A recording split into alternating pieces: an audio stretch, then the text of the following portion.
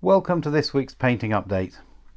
This week there's a small selection of new miniatures and a larger selection of rescued miniatures.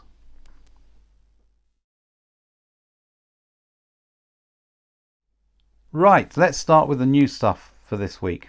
All of them are here bar one, which I'll get to in a minute.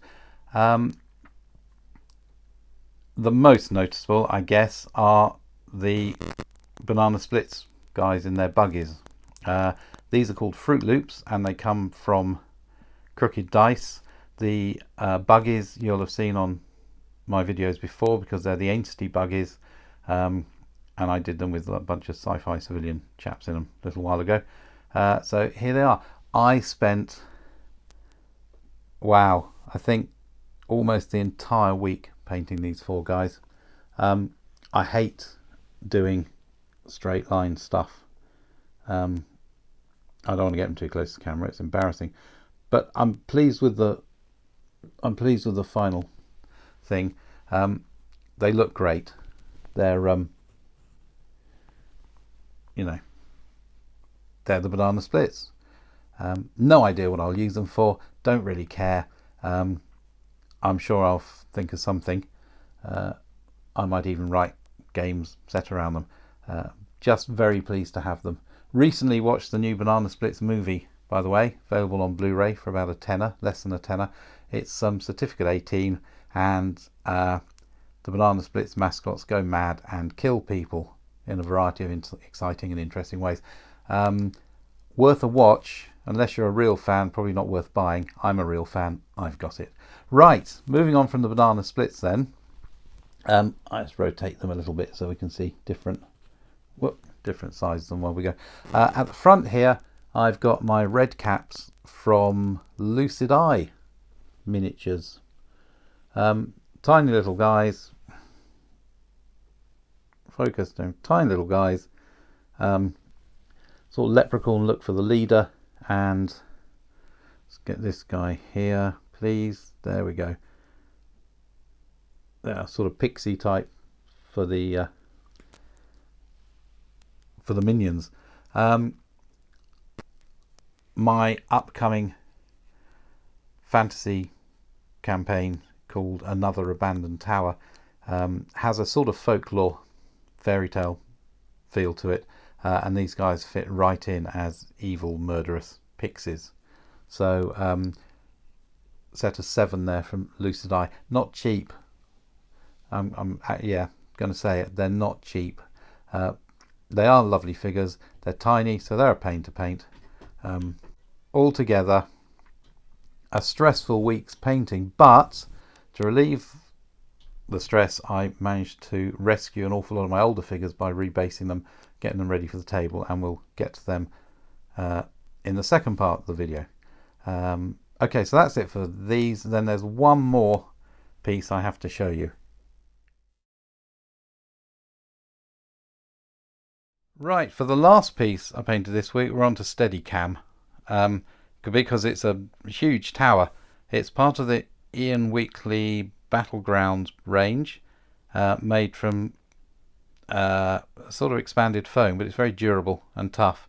And this was originally, for me, painted as the tower from my Ars Magica Tarot game, in bright colours, and I've just repainted it as a sort of stone one so I can use it again and again. It's a really great piece. You can get this, I'm sorry for the shaky cam, you can get this from Magister Militum.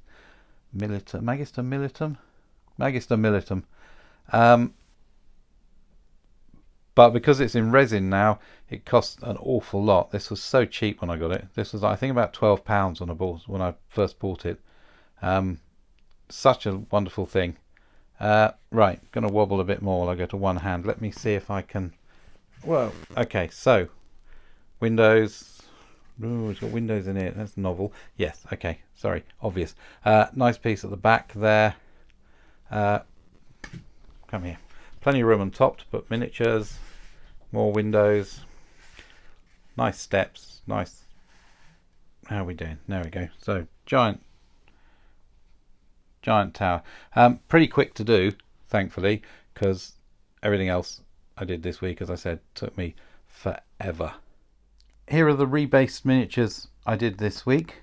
I refer to them as my rescued miniatures because they've been languishing in a number of drawers labelled Old Fantasy, and they've been there for a number of years now. And now the crunch time comes where they either get rebased so they match my modern figures and then they can be used again, or I decide it's not worth the effort and they get binned or given away or whatever. Usually I find it's not worth selling them, so they do tend to be either given away or just chucked. So these ones this week are an eclectic mix, as you can see. Let me run through them fairly quickly. Let's start near the front here. So front and center, these two, there's this young lady. Oh, that's not working at all, is it? There we go. There's her, and there's her friend with the beer kegs. There we go. They were originally from Metal Magic.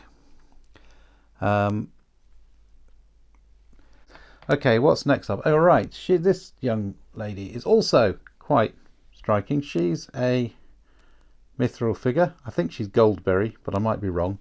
So she's a mithril figure. She's been done. Along with her is this chap. Now, another mithril figure. I don't know who he's meant to be from Lord of the Rings, but I used him as Asclepius. Asclepius, well, the mythical healer in my Ars Magica campaign. So mithril.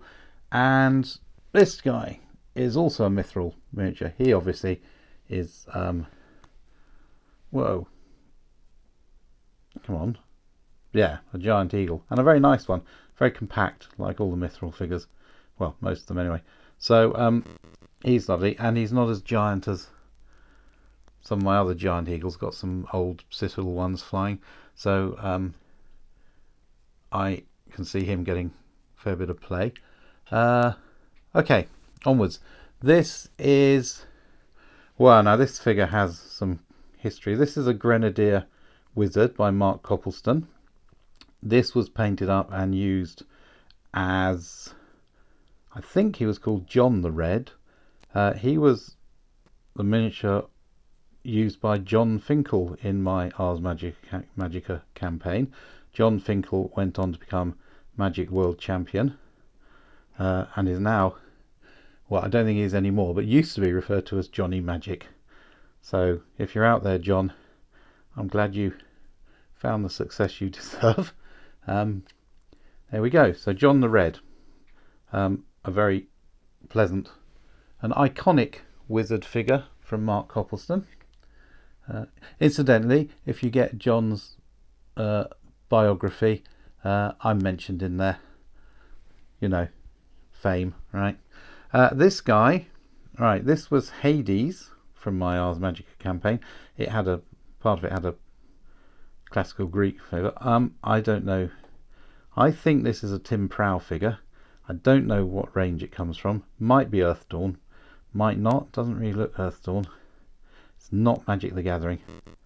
No idea. Anyway, he's a great little figure. He can be used for, you know, wizards, whatever. And oh, sorry, don't want to drop him. The star of my Ars Magica show. This chap is the minstrel from the original Metal Talisman set. He was Aleph, the Fool, in my Ars Magica game. He's got a non-standard feather because his original feather was broken. And there's a bigger version of him on a scenic base with his dog and stuff to look like the tarot card. But this was the one that wandered around with the player characters. So he's it's nice to see him back in the fold. Okay, what's next? Well, while we were talking about that sort of Ars Magica setting, this guy, right, gosh. You can probably hear Sylvester trying to get in the room at the moment, but he's not getting in because it's wet out there and he'll traipse. Wet footprints everywhere. So anyway, this is, judging by the base, that's integral base on him, this is a Ral Partha miniature. I used it as my mythic bull in my Ars Magica campaign. Gave him sort of like rhino feet at the front and stuff, and oh bless him, for a little cat he's very, very intense. Okay, so again, lovely figure, long overdue for a rebasing and a reuse. Okay, what's next? All right, the big guy. Whoa, can we? Yeah, okay. So this is a Metal Magic miniature, trader in his cart. This was painted by my good friend Simon Webb, who then, true to form for him, decided he didn't want it, so I bought it off him. I need a bunch of traders for my upcoming fantasy role-playing game. He'll do nicely. So once again, thank you, Simon. Excellent work as always. Put him to one side. Right, and the little guys. I can almost do these as a little set, I think, but not quite. Let's get it. Okay, Wizard's Apprentice. I painted this guy. I think it's from Tabletop Games. Just basic. Whoa, that's rubbish. Look. There we go. He's meant to have a sly look. Some of the Tabletop Games range you can get from Alternative Armies now. I don't think you can get him yet. This guy, the Young Traveller, ancient figure, Connoisseur or Hinchcliffe. I'm not sure which. Probably Hinchcliffe. I think Connoisseur was just a historical range, but nonetheless sculpted by the late great Peter Gilder. Nice little chap. Okay, and then these. Now these, not all of these, not this guy. Right, everyone recognise this one? The original Citadel Overloaded Adventurer. Perry sculpt, I think. I had one of these when it came out. I never painted it. I bought this at a show, painted. I dabbed some stuff on the face which wasn't very clear. There's chipping on the sink, but it looks like chipped enamel, so I left that because it's fantastic. So there he is. There's a new version of him by Reaper, which is actually in the post on its way to me now to be painted. So he's a nice old classic. From the same sort of time, there are these guys. These people were all painted for me many years ago. 83, I'm thinking, maybe 82. They were painted for me by Mike Broadbent, who sculpts figures and now lives in Australia. And my painting wasn't up to it back in those days. So we've got, there's early Citadel Beggar. There's the Citadel, the Old Man. Lovely. There's really old Citadel Hunchback Beggar. This is one of the dodgy, really quite dodgy sculpts. Don't know who made that one. The other two are clearly Perry's. And then two Grenadier figures, the Hunchback Gravedigger. Yes, Hunchback Gravedigger. There he is. And the Young Witch. There we go. So all of those are now ready for use and all set to populate my, as I say, my upcoming fantasy setting.